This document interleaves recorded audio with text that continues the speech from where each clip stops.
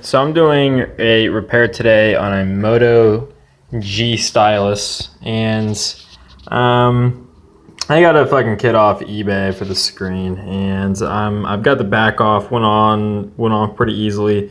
And forgive me, I'm filming this on an old $70 2017 phone, but there was a few screws here that I couldn't get out, and I have a T4 or a torx 4 or something like that.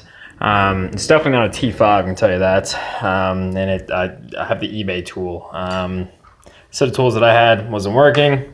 Or the T5 is the small size I have. Anyways, there's a few screws I couldn't get out.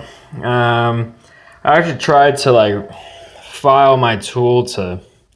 That was a bad decision. Anyways, I couldn't get them out.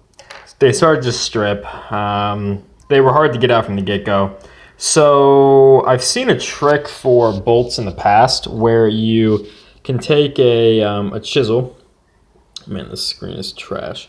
You can take a chisel and pretty much put it on the screw.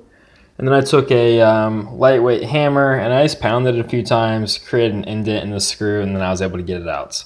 I'm filming with one hand, so I'm not going to show you,